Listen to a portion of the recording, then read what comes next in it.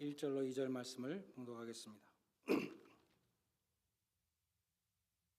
골로새서 1장 1절로 2절 말씀입니다.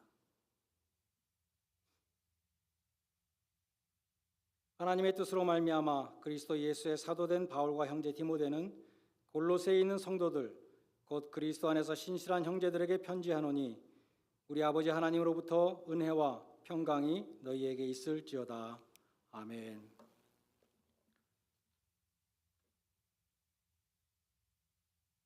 주일 강단에서 느헤미야서 강해를 마치고 오늘부터 신약의 골로새서를 강의하게 되었습니다. 제가 우리 교회에 이렇게 오래 있다 보니까 신약에서는 아직 강의하지 않은 책이 이제 몇 권 남지 않았어요. 처음에는 설교하기 좋은 창세기, 로마서, 요한복음 이렇게 시작했는데 이제는 점점 어려운 책으로 가서 느헤미야서, 골로새서 또 이렇게 설교하게 되었습니다. 기원 후 61년부터 63년까지 약 2년 동안 바울은 로마에 감금되어 있었습니다. 선교 현장에서 강제로 휴직을 당한 이 사도 바울은 그동안 마음속에 갖고 있었던 그 저술 활동에 전념할 수 있었습니다. 소위 옥중서신이라고 불리는 에베소서, 골로새서, 빌립보서, 빌레몬서 등을 쓸 수 있었습니다. 지도를 한번 올려주시면 감사하겠습니다. 골로새라는 도시는 오늘날 터키의 남서부에 위치해 있었습니다. 골로새서가 쓰여질 그 무렵에 큰 지진이 일어나서 지금은 아무런 자취가 남아있지 않다고 합니다. 그러나 이웃 도시인 라오디게아는 지진 후에 재건이 되어서 사도 요한이 요한계시록을 쓸 때 그때 AD 95년이라고 생각되는데 7교회에 보내는 편지 가운데 라오디게아에 보내는 편지가 있습니다. 골로새에 보내는 편지는 없죠. 지도에 보시면 로마에서 골로새까지 1000마일이 넘습니다. 바울이 2년에서 3년 정도 사역했던 에베소로부터도 100마일 정도 떨어져 있습니다. 근데 이 두기고라는 사람이 로마에서 그 골로새서를 받아가지고 1000마일 넘는 그 거리를 산 넘어 바다 건너 그 먼 거리를 그 편지를 전달했던 것입니다. 요즘 같으면 이메일로 몇 초 만에 전달이 되었을 것입니다. 기도를 내려주시면 감사하겠습니다. 이 바울은 골로새 교회를 개척한 이 에바브로라는 사람으로부터 골로새 교회의 사정을 듣게 되었습니다. 에베소에서부터 바울이 열심히 사역했는데 거기서부터 계속 동쪽으로 복음이 전파되어서 라오디게아, 골로새, 히에라볼리 이 가까이 붙어있는 세 도시로 복음이 전해졌다는 소식을 듣고 이 지역에 새롭게 개척된 교회들이 서로 돌려볼 수 있는 편지를 써야겠다는 생각을 하게 되었습니다. 골로새서 4장 16절에 보면 바울이 말하기를 내가 너희에게 보낸 이 골로새서를 라오디게아 교회에도 보내서 그 사람들도 읽게 하라. 그리고 내가 또 라오디게아 교회에도 편지를 보냈는데 그 편지 갖고 와서 니네도 읽어라. 그렇게 서로 편지를 교환해서 읽으라고 그렇게 말씀합니다. 라오디게아에 보낸 편지는 지금 없어지고 없습니다. 에바브로는 이 로마에 갇혀 있는 바울에게 와서 골로새 교회 사정을 자세하게 전합니다. 곧 거짓된 가르침으로 교회가 위태롭게 되었다라는 그러한 보고를 합니다. 바울은 지체하지 않고 편지를 써서 골로새 이단의 그 위험을 경고했습니다. 골로새 이단이란 말은 후대 학자들이 붙인 이름입니다. 우리가 골로새서를 읽어보면 많은 안 좋은 사상들이 들어와 있다는 것을 보는데 그걸 다 합친 거를 그냥 골로새 이단이라 이렇게 부르는 것입니다. 골로새 이단은 유대주의와 이방 종교가 혼합되어 있었던 것으로 보입니다. 유대주의적인 요소가 골로새서에 나오는 바울이 경계하는 것들이 있는데 어떤 날을 꼭 지켜야 된다, 어떤 음식을 먹으면 안 된다, 어떤 예식을 꼭 행해야 된다, 이런 것들은 유대주의의 영향이라고 보는 것입니다. 이방 종교적인 그런 가르침도 있는데 금욕주의, 천사 숭배, 신비적인 지혜 이런 것들은 이방 종교에서 온 것이라고 보는 것입니다. 이 골로새 이단은 아마도 초기 형태의 영지주의였을 것입니다. 영지주의는 너스티시즘은 기원 후 2세기에 크게 유행했던 초대교회의 이단입니다. 영지주의는 지식지상주의로 믿음이 아닌 지식으로 구원을 받는다 이렇게 가르쳤습니다. 그리고 그 지식은 천문학이나 마술 등을 통해서 얻는데 반드시 그 집단에 들어가서 입교 예식을 행해야지만 얻게 된다 또 이렇게 가르쳤습니다. 영지주의는 본래 물질은 악하다, 영적이고 비물질적인 것만 선하다 이런 이원론이었습니다. 그래서 하나님이 이 물질을 창조할 수 없다, 하나님의 창조를 부인하게 되는 것이죠. 악한 이 세상과 하나님은 관계가 없다, 접촉할 수 없다고 그렇게 보았습니다. 그리고 하나님이 그리스도 안에서 인간이 되셨다는 성육신도 또한 부인했습니다. 하나님이 어떻게 이 악한 육체를 입을 수가 있느냐는 것입니다. 이 골로새 이단은 그처럼 유대주의와 영지주의가 혼합된 것이었습니다. 바울은 골로새 이단의 가장 큰 위험은 그리스도를 비하하는 것이라고 보았습니다. 그래서 바울은 이 골로새서에서 그리스도의 지고하심, 수프리머시 이것을 아주 강조합니다. 그래서 골로새서는 성경에서 가장 그리스도 중심적인 그러한 책입니다. 골로새서가 우리에게 왜 이렇게 중요할까요? 오늘날도 많은 사람들이 혼합적인 신앙을 갖고 있습니다. 우상을 섬기는 가정에서 자란 사람은 알게 모르게 그 미신의 흔적이 남아 있습니다. 너나 할 것이 우리 모두는 이 세상 풍조에 어느 정도 다 영향을 받고 있습니다. 내가 복음이라는 말이 있죠. 사람들이 지멋대로 생각합니다. 성경적이지 않은 것, 내 생각에는 이래. 왜 꼭 예수 믿어야 구원 얻어?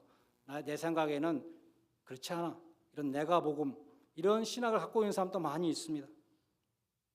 어떤 교회에서 신앙생활을 했는가에 따라서 변질된 신학을 갖고 있기도 합니다. 어떤 유튜브를 많이 보았는가에 따라서 잘못된 정보를 흘리는 유튜버에게 완전히 세뇌되어 있는 사람도 있습니다. 골로새서를 우리가 함께 상고하는 가운데 우리는 우리의 신앙을 점검해 볼 수 있기를 바랍니다. 여러분의 신앙은 하나님의 말씀에 근거해 있습니까? 여러분의 신앙은 예수 그리스도 중심이십니까?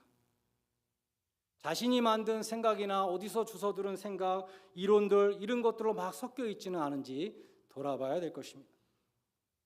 그리스도를 바라보며 하나님의 말씀대로 신앙생활을 할 수 있기를 바랍니다. 본문으로 들어가서 2절에 보면 골로새에 있는 성도들에게 편지한다 이렇게 말씀합니다. 이 성도란 무슨 뜻입니까? 흔히 사람들은 성도란 집사 밑에 있는 사람 혹은 아무런 직분이 없는 사람이 성도다 이렇게 생각하는 사람이 있습니다. 우리 그렇게 많이 교회에서 생각하죠.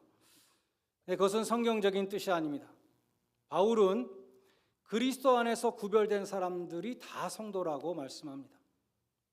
세상에 속하지 않고 그리스도께 속한 사람이 성도입니다.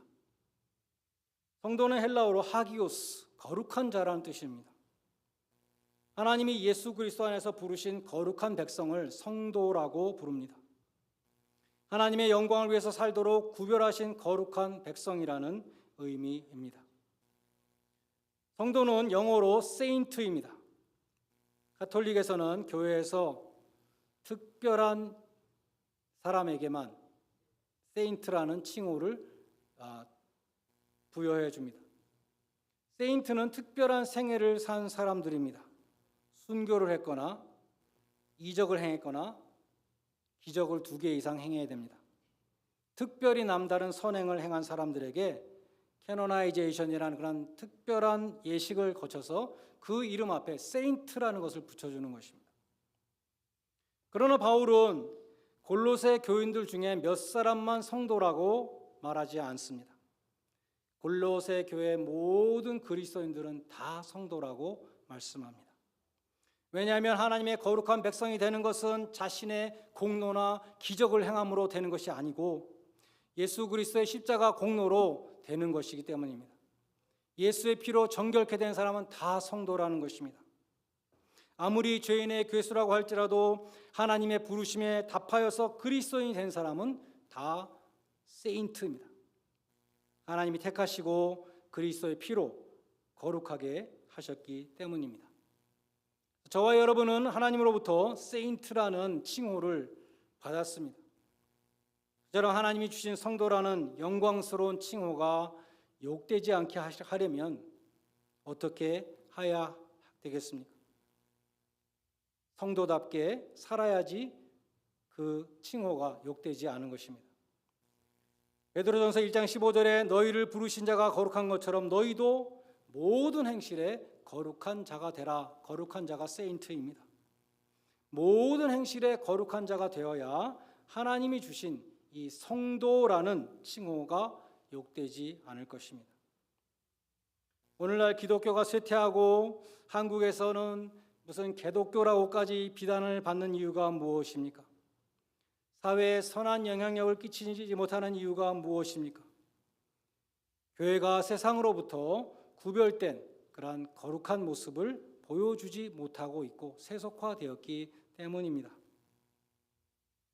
일례로 목사가 술을 마시면 사람들은 뭐라고 합니까? 앞에서는 멋있다고 그럽니다. 참신한 목사라고 합니다. 어떤 분은 저한테 굳이 그 와인을 사주시겠다는 분이 있어요. 저는 와인 안 마신다 그러는데 목에 칼이 들어와도 말을 안 할 테니까 왜 또 그렇게 목에 칼까지 들어와야 되는지 잘 모르겠지만 그렇게 또 저보고 자꾸 술을 먹으라는 분도 있습니다. 술을 마시는 게 뭐가 죄입니까? 예수님도 술 마셨는데 여러 가지로 말하죠. 그러나 목사가 술을 마시면 뒤돌아서서는 뭐라 그럽니까? 가짜 목사다 이렇게 얘기합니다. 목사답지 못하다. 우리랑 다른 것이 무엇이 있느냐? 마찬가지로 예수 믿는 성도들이 욕심이 덕지 붙어가지고 막 돈을 좋아하고 시기 질투하고 싸우고 욕하고 세상의 가치관에 물들어서 세상 사람들과 똑같이 행동할 때 교회는 세상의 빛이 되지 못하는 것입니다. 믿음 생활을 오래 했는데도 신앙의 인격과 삶이 변화하지 않는다. 변화가 없다. 그건 성도의 자격이 없습니다. 교회를 오래 다녔는데도 푸시를 해야만 조금 밀리는 사람이 있습니다. 푸시 안 하면 가만히 서 있습니다. 관심의 줄을 놓으면 날아가 버리는 영 같은 사람도 있습니다. 고양이처럼 늘 쓰다듬어 주지 않으면 확 핥히는 사람도 있습니다. 럭비공처럼 어디로 튈지 모르는 사람도 있고 풍선같이 실속 없는 사람도 있습니다. 혹은 크리스마스 트리처럼 깜빡깜빡 열심을 냈다 안 냈다 교회 나왔다 안 나왔다 그런 사람도 있습니다. 이런 사람들은 아직 온전한 성도가 되지 못한 것입니다. 베드로전서 2장 9절에 보면 성도는 택하신 족속이요 왕 같은 제사장들이요 거룩한 나라요 그의 소유된 백성이다 라고 정의합니다. 성도는 빛나는 칭호입니다. 여러분은 내가 성도라는 사실을 깊이 인식하시기 바랍니다.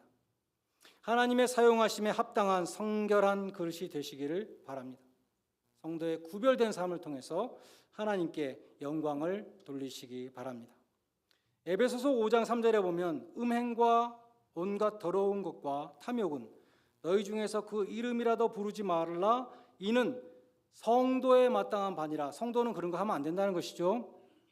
말도 누추한 말, 어리석은 말, 희롱하는 말 이런 거 하지 말고 감사하는 말 하라. 칭찬해주고 격려해주고 덕을 세우라는 것입니다. 행동도 빛의 자녀답게 착함과 의로움과 진실함으로 행하라고 말씀합니다. 이것이 성도라는 것입니다. 성도는 하나님을 섬기기 위해서 성별된 백성입니다. 과거에 내가 성도라는 그 이름에 먹칠을 한 손가락질을 받은 그러한 모습이 있었다면 부끄러운 행실이 있었다면 우리가 이 시간 깨끗이 청산하고 하나님이 기뻐하시는 성도의 삶을 살아갈 수 있기를 간절히 소원합니다. 바울은 골로새서 교인들에게 두 가지 축복을 기원했습니다. 그것은 은혜와 평강입니다. 은혜란 무엇입니까? 은혜가 무엇입니까? 물어보면 여러분 뭐라고 대답하시겠어요? 은혜란 자격이 없다는 게 꼭 들어가야 됩니다. 자격이 없는 사람에게 선물로 주시는 것이 은혜입니다. 내가 노력해서 받은 것은 내가 자격이 있는 것이니까 은혜가 아닙니다. 내가 받을 자격이 있어서 받은 것은 은혜가 아닙니다. 죄인은 당연히 심판과 형벌을 받아야 합니다. 성경이 말씀하는 죄값은 무엇인가? 사망입니다. 로마서 8장 2절에 보면 율법은 죄와 사망의 법이다. 율법은 죄가 무엇인지를 규정하고 죄의 값인 사망, 그 형벌을 선고한다는 것입니다. 그러나 로마서 6장 23절에 보면 죄의 값은 사망이지만 하나님의 은사가 있는데 그리스도 예수 안에 있는 영생이다라고 말씀합니다. 싹스의 반대는 은사입니다. 싹스는 당연히 받는 것이죠. 수고한 것을 받는 것입니다. 잘못에 대해서 벌을 받는 것이 싹스입니다. 그러나 은사는 아무런 공로가 없는 자에게 은혜로 거저 주시는 것입니다. 하나님이 우리에게 은혜로 거저 주시는 것이 있는데 그것이 영생이라는 것입니다. 하나님이 영생을 그냥 선물로 주셨다는 것입니다. 중요한 것은 딱 한 가지, 그리스도 예수 안에 있는 자에게, 그리스도 예수 때문에 아무런 공로가 없어도 영생을 선물로 주신다는 것입니다. 하나님은 우리를 보실 때에 우리의 죄와 허물을 보지 아니하시고 예수의 피를 믿는 믿음을 보십니다. 그래서 예수만 믿으면 의롭다고 인정해 주시고 영원한 하나님 나라의 백성으로 삼아 주시는 것입니다. 그것이 은혜입니다.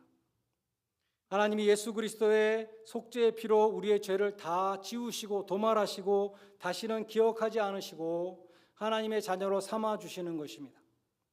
정결한 그리스도의 신부로 영광스러운 천국 백성으로 인치시는 것입니다. 이러한 은혜의 체험은 우리를 평강으로 인도합니다. 예수를 믿고 이런 큰 은혜를 정말 받았다는 것을 깨달은 사람은 세 가지 평강이 있습니다. 첫째는 하나님과 평화합니다. 로마서 5장 1절에 그러므로 우리가 믿음으로 의롭다 하심을 받았은즉 우리 주 예수 그리스도로 말미암아 하나님으로 더불어 화평을 누리자. 하나님과 평화가 성립됩니다. 은혜를 받은 사람은 두 번째로 다른 사람들과 이웃과 평화를 합니다. 예수 그리스도로 말미암아 하나님과 화평한 사람은 유대인과 이방인처럼 서로 섞일 수 없는 사람들도 한 교회에서 한 몸을 이루고 함께 주님을 섬기게 된다고 말씀합니다. 화목 제물이 되신 예수 그리스도의 피로 우리가 서로 가까워졌고 막힌 담이 헐렸고 부르심의 한 소망 가운데 한 교회로 섬기게 되었기 때문인 것입니다. 그처럼 하나님과의 평화, 이웃과의 평화, 은혜를 깨달은 사람에게는 세 번째 평화가 있는데 그것은 마음의 평안입니다. The peace of God. 세상이 줄 수 없는 평화, 예수님이 말씀하셨습니다. 사도 바울은 빌립보서 4장 6절에서 아무것도 염려하지 말고 다만 기도와 간구로 너희 구할 것을 감사함으로 하나님께 아뢰라. 염려되는 것들을 다 기도의 제목들로 바꾸라는 것입니다. 테레사 수녀가 함께 일하는 수녀가 한 번 와서 수녀님 큰일이 났습니다. 이렇게 보고를 하니까 하나님의 자녀에게는 어떠한 상황과 형편도 문제가 되는 것이 없다. 다 하나님이 주신 선물이다. 이렇게 대답했다고 합니다. 사도 바울은 너희가 염려되는 것이 있다면 그것을 놓고 기도하되 불평하지 말고 감사함으로 하나님께 아뢰라. 이렇게 말씀합니다. 그리하면 모든 지각에 뛰어나신 하나님의 평강이 그리스도 예수 안에서 너희 마음과 생각을 지키시리라. 모든 지각에 뛰어난다는 것은 우리의 상상을 초월한다는 것입니다. 세상이 줄 수 없는 평화라는 것입니다. 상황과 환경을 초월하는 주님의 평안을 우리 마음에 주신다는 것입니다. 기도한다고 해도 상황은 바뀌지 않을 수 있습니다. 나를 염려하게 하는 그 문제는 사실 하나님이 주신 선물일 수도 있습니다. 엎드려 간구했지만 환경이 즉각적으로 바뀌지 않을 수도 있습니다. 상황은 그대로 있고 환경은 변하지 않는다 하더라도 변하는 게 하나 있는데 그것은 하나님이 주시는 평안이 내 마음에 임한다는 것입니다. 하나님의 크신 은혜를 체험한 사람에게는 모든 것이 합력하여 선을 이룬다는 평안이 있습니다. 자기 아들을 아끼지 아니하시고 내어주신 이가 그 아들과 함께 이 모든 것을 은사로 주신다고 약속하신 그 하나님의 그 약속을 믿기 때문에 마음에 평안이 있습니다. 환경과 변화와 우발적인 사건이 일어날 수 있음에도 불구하고 세상이 줄 수 없는 평안을 가질 수 있습니다. 예수 그리스도 안에서 성도로 부르심을 받은 이 자리에 앉아 계신 여러분 한 분 한 분 모두가 이러한 은혜와 평강을 누리시기를 주님의 이름으로 간절히 축원드립니다. 기도하시겠습니다. 하나님 아버지, 저희들을 만세전에 택하여 주시고 그리스도 예수의 피로 정결케 하여 주시사 성도로 삼아 주시고 주님의 몸된 교회를 섬기게 하신 것을 감사드립니다. 성도로 부르심에 합당한 그러한 삶을 우리가 살아서 하나님께 영광을 돌리게 하여 주시옵소서. 하나님의 크신 구원의 은총에 감사하며 기도하는 가운데 세상에 줄 수 없는 평강으로 우리 마음과 생각을 지켜주시며 하나님과 화평한 자로서 이웃과도 화평하고 모든 사람들과 함께 주님의 몸된 교회를 한 마음으로 섬길 수 있는 귀한 성도들이 되게 하여 주시옵소서.